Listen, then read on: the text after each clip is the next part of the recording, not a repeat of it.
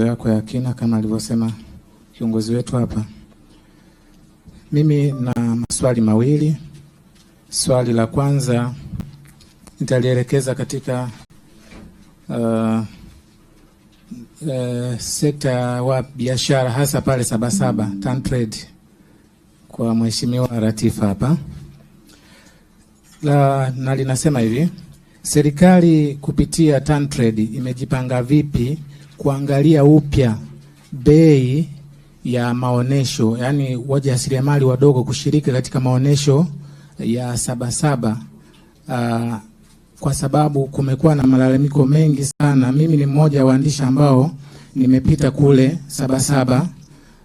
Malalamiko mengi alikuwa ni kwamba bei ni kubwa kwa wajasiriamali wadogo wa ndani, kwamba bei ni kubwa na wanashindwa kumudu. Kwa hiyo labda mmejipangaje kwa mwaka huu katika kuliangalia hilo? Swali la pili, kwa kuwa serikali imetambua kwamba vijana mlikuwa mmewaacha nyuma sana, kwa uzoefu wangu mawaziri waliopita hapa wengi wanaongelea vijana, masuala ya vijana, na wewe hapa Mheshimiwa Waziri Kapinga nimekusikia ukizungumzia sana vijana. Kwa hiyo ni dhahiri kwamba vijana kama vile serikali imewaacha nyuma kidogo. Hilo halina, nadhani lipo hivyo. Sasa sawa, ni mtazamo wangu of course. Na sasa una mpango gani kama waziri wa viwanda na biashara, kwa sababu sasa mwelekeo wetu wa taifa ni kusaidia vijana, kwamba vijana ambao wana shauku au wana mtaji mdogo wa kuanzisha biashara, kuwawekea punguzo maalum katika leseni za biashara, ili vijana wengi hata wanaomaliza vyuo waingie kwa wingi katika biashara, ili baadaye biashara zao zikikua watalipa sawa na wale wengine. Asante. Asante.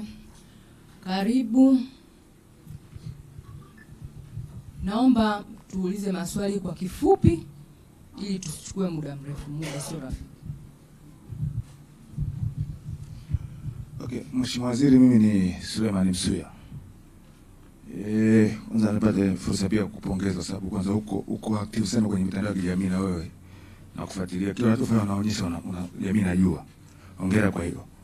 Swali langu ni, kumekuwa na wafanya biashara hawa tunaita wadogo, wanakaa barabarani kwenye mitaa mingi ya Dar es Salaam, kuzungumzia Kariakoo, Mbagala, maeneo yenye changamka, wako wengi. Wale watu wanapewa risiti za ushuru za kuandika. Labda mnafikiria kama serikali kuwa na mfumo rasmi, kama mmeamua wao pale ndio sehemu sahihi, kuwa na mashine hizo elektroniki, ili 500 ile ikilipo ingie moja kwa moja kwenye halmashauri na kuongeza pato la taifa.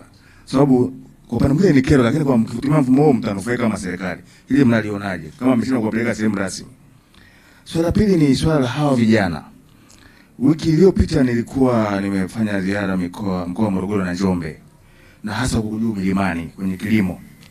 Wewe unahusika na kilimo, lakini ili kijana au mkulima alime afikishe sokoni kutoka pale Matombo au nasema huko mtaa wa Morogoro juu, kilomita kama 100 mpaka Morogoro mjini, kwa gari ya fuso inatumia karibia saa 5 kufika kule, sio kilomita 100. Changamoto ni miundombinu. Labda wewe kama waziri, najua husiki na barabara, ulichukue hili kama sehemu ya kusaidia kumshawishi kijana aende shambani akalime, au kwa kwamba ataweza kwa bei nzuri, kwa sababu mazingira ya kule kufika sokoni gharama ya bei inashuka anazokilima. Swali lingine ni swala la cross border trade. Mikutano mbalimbali ya hasa masuala ya kilimo imekuwa ikionyesha kwamba changamoto ya biashara za kupita mipakani hizi, nchi zingine kuna mazingira ambayo ni rafiki katika Afrika Mashariki na nchi zingine hamna. Hili nyie kama Wizara ya Viwanda mna hatua gani mnalifikiria? Lakini kama itakupendeza, kwa muda huu mchache umeona ukizunguka kwenye taasisi, mnaweza kuwa na asilimia ngapi ya swala la uingizaji wa bidhaa bandia katika soko la Tanzania?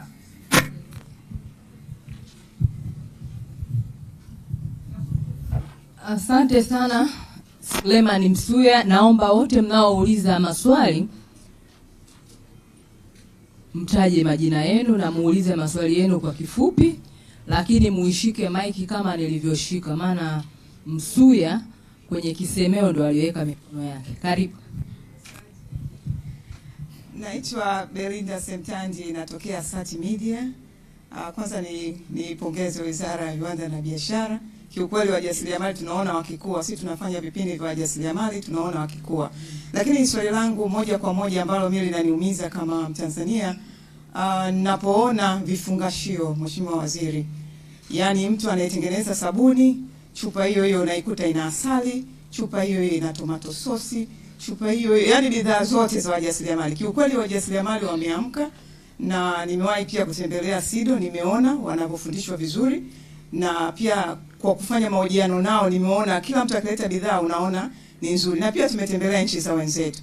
Ukifika kwenye supermarket zao au maduka yao, sabuni uijui nzuri lakini unaichukua kwa sababu ya ilivyofungashwa. Kwa Mheshimiwa Waziri, ni swali langu ni kwamba mkakati ukoje? Tutofautishe basi chupa za tomato sauce tujue hii ni tomato sauce, na ikiwa ya sabuni iwe ya sabuni. Kwenye upande wa vifungashio mkakati ukoje? Asante.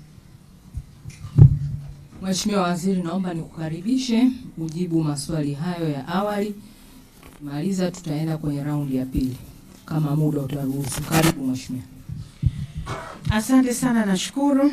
Naomba nianze swali la kwanza la ndugu yangu John Luhende. Ameuliza